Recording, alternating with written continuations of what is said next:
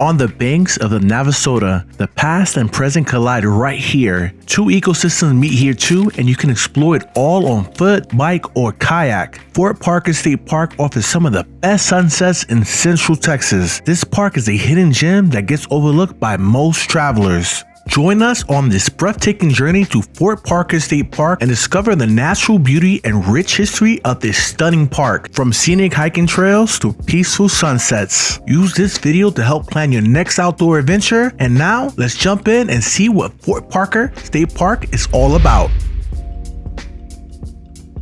Fort Parker State Park is 40 miles east of Waco, Texas, located in the small Texas town of Mejia. Daily entrance fee is $5 and children under 12 are free. Now, before we jump into all the great things this park has to offer, I must say this park blew me away. I'll share with you at the end of the video on why you must visit this amazing park, even if it's out of your way.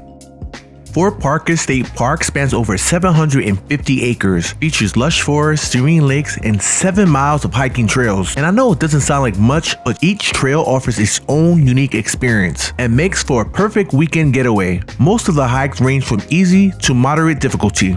Now let's check out some of the trails. If you're short on time and you're just doing a day trip, I recommend checking out the Springfield Trail and Bur Oak Trail. These trails are well shaded and you will see multiple points of interest inside the park, like the Springfield Cemetery, but more on that in a bit.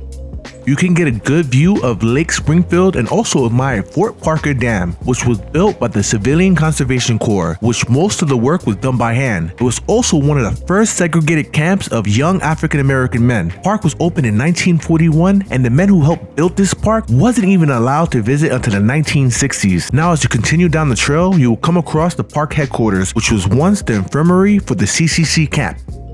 Another short and easy hike is the Bur Oak Trail. It's a short 20-minute half-mile loop trail that's perfect for anyone in your family. This hike is well shaded, and what's great, you can visit a wildlife viewing area. If you're lucky, you might just see a great blue heron. So get your cameras ready. This is a perfect spot for wildlife photography.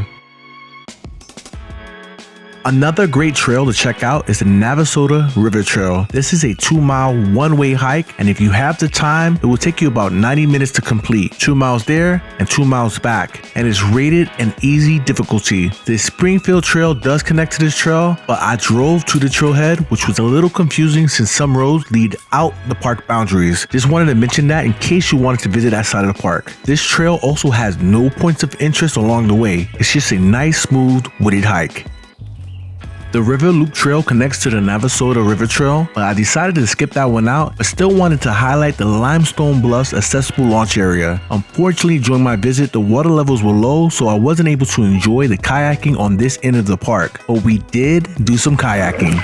If you come to Fort Parker State Park, this is something you have to do. This park has kayaking and canoes for you to rent. So if you don't have one, you're able to rent one right here at the park. We spent a few hours paddling the lake, and it's worth driving to the park just for this. Now, remember the cemetery I mentioned earlier? Well, if you love history, then you're going to want to check this one out. The cemetery is one of the last few remnants of the once thriving town of Springfield. If you hike on the Springfield Trail, you will find some information about the old town, and it's worth checking out when you come visit this park.